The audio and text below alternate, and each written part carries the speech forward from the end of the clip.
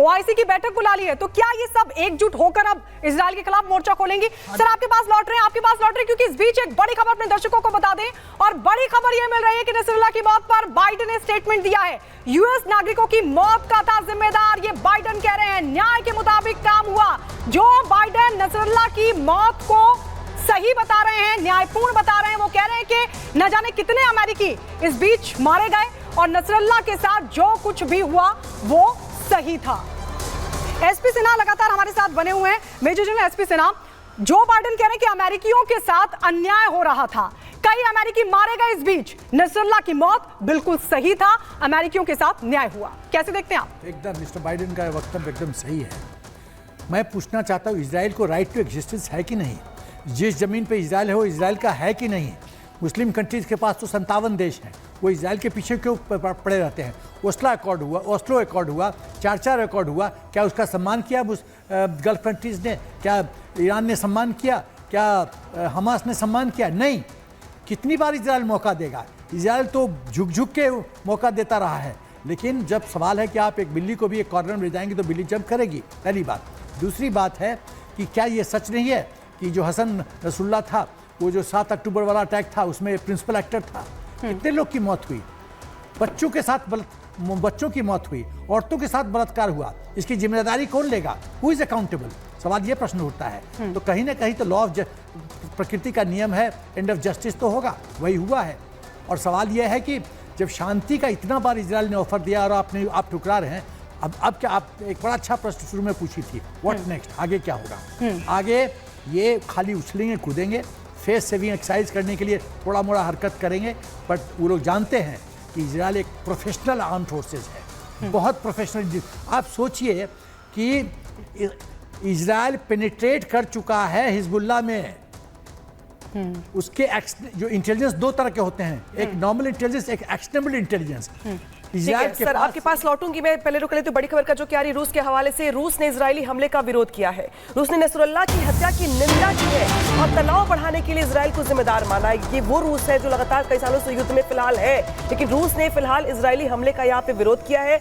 Nasrallah की मौत की यहाँ पे निंदा की गई है और ये भी कहा गया कि जो हालात खराब हो रहे हैं या जिस तरीके से तनाव बढ़ रहा है, उसके लिए इजराइल के जो हमले हैं वो जिम्मेदार है। कर्नल शैलेंद्र, रूस का ये स्टैंड नसरुल्लाह की मौत को लेकर के, इसको कैसे देखते हैं आप? जिस तरीके से यहाँ पे रूस की ओर से इसको लेकर के कहा जा रहा है कि दरअसल निंदा की जा रही है उसकी ओर से, और ये भी कहा जा रहा है कि भाई तनाव बढ़ने के लिए जिम्मेदार होगा इजराइल, तो रूस का ये स्टैंड कितना कारगर? और मेरा सवाल एक और भी है आपसे, व्हाट नेक्स्ट? इसके बाद क्या देख रहे हैं आप? क्या अगला नंबर खामनेई का है, ये तय मान लिया जाए?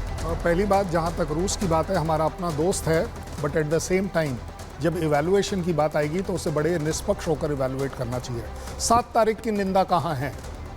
7 अक्टूबर को जो हुआ था, तो रूस आपने उसको क्यों नहीं कंडेम किया? क्या वो किलिंग नहीं थी? क्या वो एक पीसफुल एनवायरनमेंट में, एक फेस्टिवल एनवायरनमेंट में आपने एक तरीके से बोलते हैं जिसको कि दरिंदगी की सारी हदें पार कर दी? जिस तरीके से बच्चों को आपने उठाया, उसकी कंडेमनेशन कहाँ है? क्या वो बड़ा अच्छा काम था? और चलिए कोई बात नहीं, नसरुल्लाह पर आ जाते हैं। नसरुल्लाह ने ऐसा ह्यूमैनिटी के लिए कौन सा अच्छा काम किया है? ज़रा मुझे उंगली पर नहीं, सिर्फ मुंह से एक गिना दीजिए, 1 सिंगल सेंटेंस जो नसरुल्लाह ने अपनी ज़िंदगी में ह्यूमैनिटी के लिए, दुनिया के लिए, रशिया के लिए, किसी के लिए भी अच्छा किया हो। अगर रशिया, आप खुद मानते हैं कि टेररिज्म अपने आप में दुनिया के ऊपर अभिशाप है और टेररिस्ट करने वाला आदमी अपने आप में सिर्फ और एक चीज़ का हकदार है, और वो है मौत का हकदार। ये मैंने नहीं, पुतिन ने कहा है। और अगर पुतिन की बात माननी जाए तो इस किलिंग के अंदर कौन सी गलत काम हुआ है?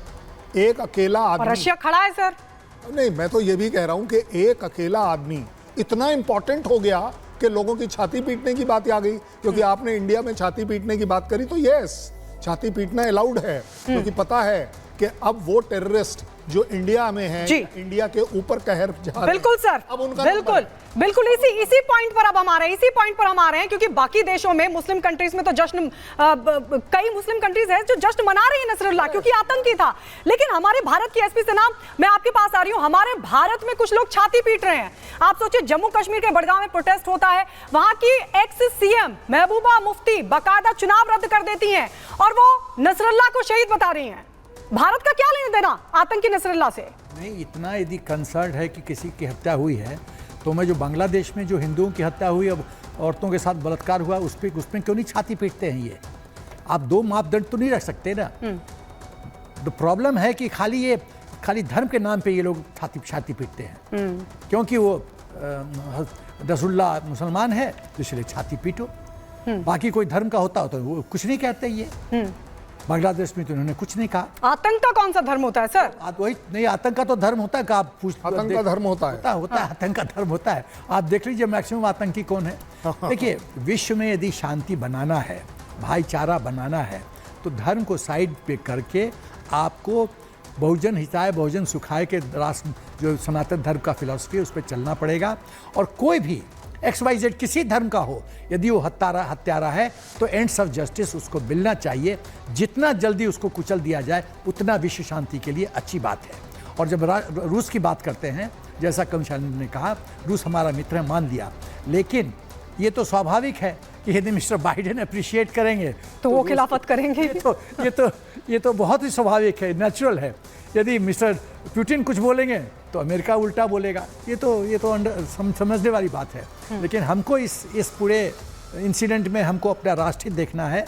हमको अपने हित को नेविगेट इस तरह से करना है कि हम फालतू के विवाद में न पड़े, अपना हित देखें और विश्व में कर्नल शैलेंद्र शांति की अपील करें। कर्नल शैलेंद्र, सवाल दरअसल ये कि हिजबुल्लाह अब कितना बचा हुआ है, जो अस्तित्व है उसका वो कितना बचा हुआ है? कमर टूट चुकी है पूरी, जो सिस्टम तो कम्युनिकेशन का वो खत्म हो चुका है, बिल्डिंग्स तबाह हो चुकी हैं, बहुत सारे जो भंडार थे उनके पास हथियारों के वो भी नष्ट हो चुके हैं। कितना बचा है हिजबुल्लाह? अगर समझें हम आपकी भाषा में तो कैसे समझाएंगे इसको? अगर फौजी भाषा में आप समझना चाहें तो ये आप बहुत बड़ी गलतफहमी पाल रहे हैं कि हिजबुल्लाह अपने आप में खत्म हो गया। एक चीफ मारा गया, लोगों को लगता है कि चीफ मारा गया है तो अब कमर टूट गई है, कमांडर्स बहुत सारे मारे जा चुके हैं, बिल्डिंग्स ध्वस्त हो गई हैं, कमर टूट गई है। मैं कहता हूं कि गर्दन कट गई है। गर्दन से ऊपर की जो स्ट्रैटेजिक सोच विचार है, जो कंटिन्यूटी चलती है, वो ज़रूर ब्रेक हुई है। बट इसका मतलब ये नहीं है कि उसके पास जो 1.5 से 2 लाख मिसाइल सिस्टम्स हैं वो अपने आप में स्विच ऑफ हो गए।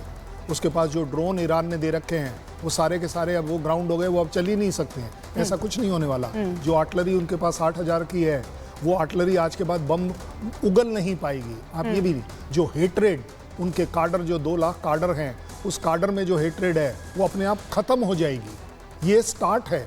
But at the same time जिसको बोलते हैं, एक ये वो करारा तमाचा है और डाउन द लाइन मैसेज है, अक्रॉस द वर्ल्ड मैसेज है कि इजराइल सबको बता रहा है कि हमारी पहुंच हर जगह है। हम कहीं पर भी आकर फ्रीली हमारे बिल्कुल। मेजर जनरल एसपी साहब, बहुत छोटा सा आप इसको पूरा कंक्लूड कीजिएगा। अक्रॉस द वर्ल्ड, क्या ये मैसेज इजराइल की तरफ से दिया गया कि हमारी पहुंच आगे तक है? और मैं चाहूंगी कि आप इंडिया में जो लोग छाती पीट रहे हैं उन पर भी आप बताइए कि दुनिया में क्या संदेश जा रहा है?